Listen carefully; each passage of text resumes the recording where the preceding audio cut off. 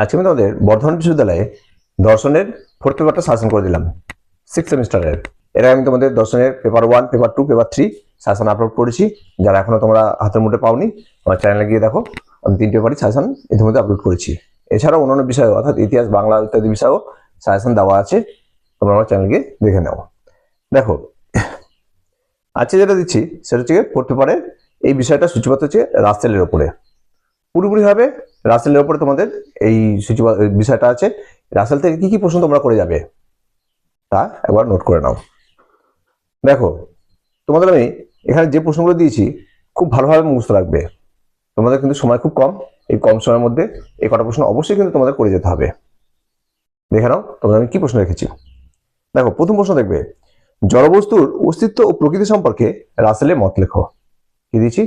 জড়বস্তুর অস্তিত্ব ও প্রকৃতি সম্পর্কে রাসেলের মত।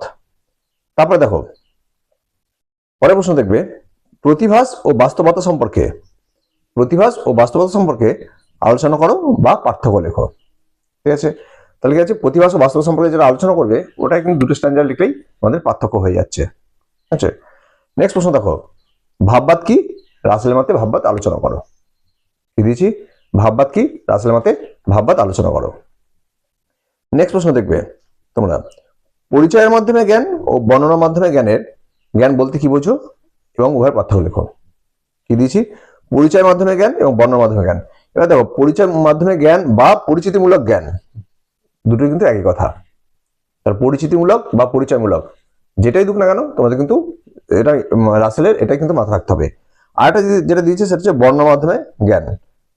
এই দুটো জ্ঞান তোমরা ভালো মতো করে যাবে। এর মধ্যে কিন্তু তোমরা একটা পরীক্ষা আসছেই, অর্থাৎ পেয়েই গেছো একটা, এবং উভয়ের পার্থক্য। ঠিক আছে, তারপর প্রশ্ন দেখো, আরোহমূলক যুক্তি কি? প্রশ্ন কি দিলাম? আরোহমূলক যুক্তি কি রাসেলের মতে তা আলোচনা করো এবং এর সমস্যা লেখো। কি দিলাম? আরোহমূলক যুক্তি কি রাসেলের মতে আরোহমূলক যুক্তি আলোচনা করো এবং এর সমস্যা লেখো। নেক্সট প্রশ্ন দেখো, দর্শন কেন গুরুত্বপূর্ণ তা রাসেলের মতে আলোচনা করো। তার মানে কি, দর্শন কেন গুরুত্বপূর্ণ রাসেলের মতে আলোচনা। এর সাথে দেখবে যেটা সেটা হচ্ছে দর্শনের মূল্য, অর্থাৎ কি দর্শনের মূল্য সম্পর্কে বা দর্শনের উপযোগিতা সম্পর্কে রাসেলের মত। ঠিক আছে, ভেরি ইম্পর্টেন্ট, ওর কিন্তু এটা আসার চান্স খুবই গুরুত্বপূর্ণ, ভালো মতো করে যাবে।